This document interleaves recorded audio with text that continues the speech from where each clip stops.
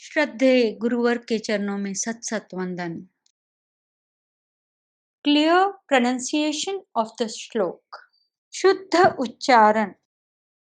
तुभ्यं नमस्त्रिभुवनार्तिहराय नाथ। तुभ्यं नमः क्षितितलामलभूषणाय। तुभ्यं नमस्त्रिजगतः परमेश्वराय। तुभ्यं नमो जिनभवोदधिशोषणाय। मीनिंग ऑफ द श्लोक। अर्थबोध। तुभ्यं नमस्त्रिभुवनार्तिहराय नाथ। हे तीन लोक की पीड़ा को हरने वाले नाथ, तुम्हें नमस्कार है।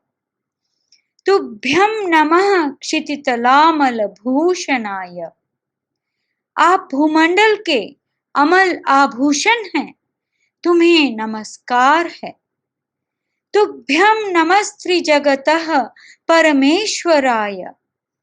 आप तीन लोक के परमेश्वर हैं, तुम्हें नमस्कार है।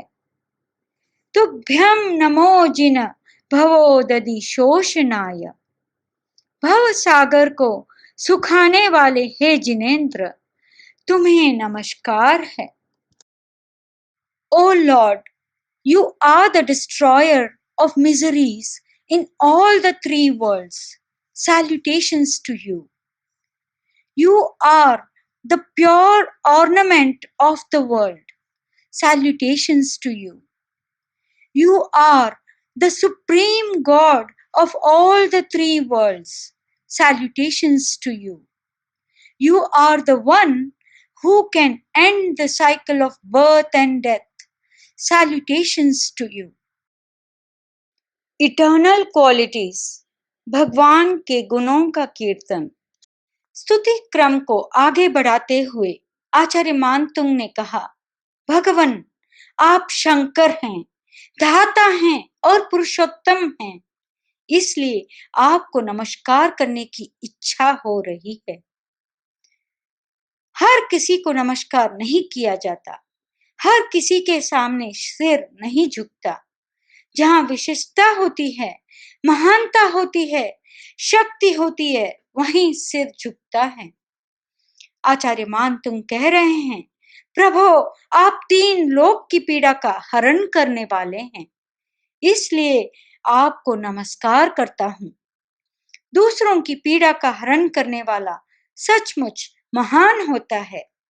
जब तीर्थंकर का जन्म होता है, जब तीर्थंकर का निर्वाण होता है, तब एक बार नरक में भी शांति फैल जाती है।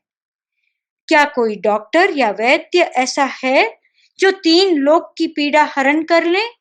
नहीं। इसी विशेषता को ध्यान में रखते हुए आचार्य मानतुंग कहते हैं, आपका अवतरण तीन लोक की पीड़ा का हरण करने वाला है। तीन लोक की पीड़ा क्या है?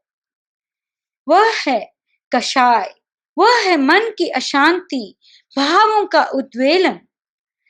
मिथ्या दृष्टि नारक भी निरंतर लड़ते रहते हैं।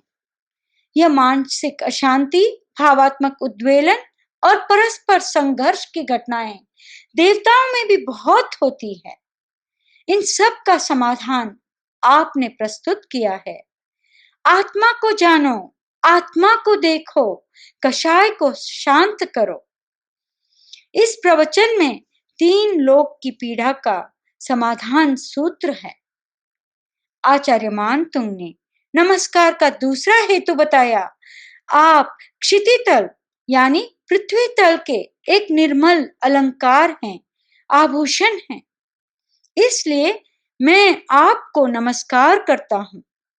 जिसका कषाय प्रबल है वह निर्मल नहीं हो सकता।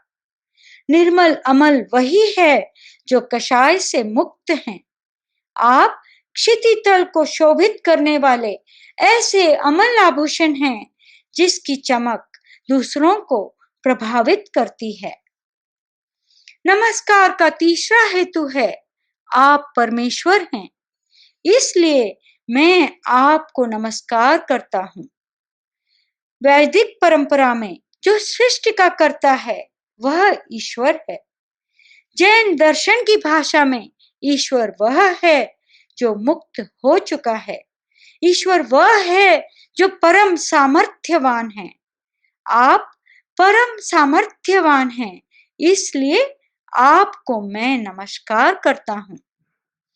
नमस्कार का चौथा हेतु है, आपने भवोदधि का शोषण किया है।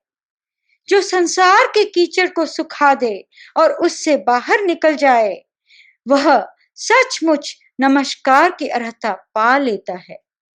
आप जन्म मरण रूपी संसार समुद्र का शोषण करने वाले हैं, पार पहुंचाने वाले हैं। हे जिन, तुम्हें नमस्कार है। इस तरह आचार्य मानतुंग कहते हैं, जो मेरी पीड़ा का हरण करता है, जहां मुझे शांति का अनुभव होता है, जो अमल आभूषण है, जहां शक्ति है, ऐश्वर्य है, जहां निर्मलता है, उसे मैं नमस्कार कर रहा हूँ। इस श्लोक में आचार्य मानतुंग की बौद्धिक प्रखरता और भक्ति दोनों जीवंत बन गए हैं। इम्पैक्ट ऑफ द श्लोक, श्लोक का प्रभाव।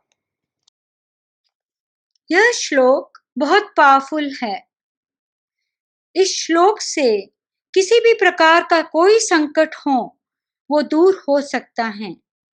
आदि व्याधि उपाधि दूर हो जाती हैं।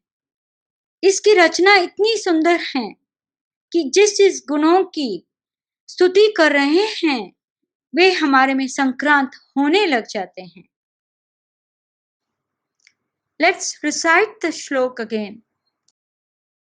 तुभ्यं नमस्त्रिभुवनार्तिहराय नाथ, तुभ्यं नमः क्षितितलामलभूषणाय, तुभ्यं नमस्त्रिजगतः परमेश्वराय, तुभ्यं नमो जिनभवोदधिशोषणाय।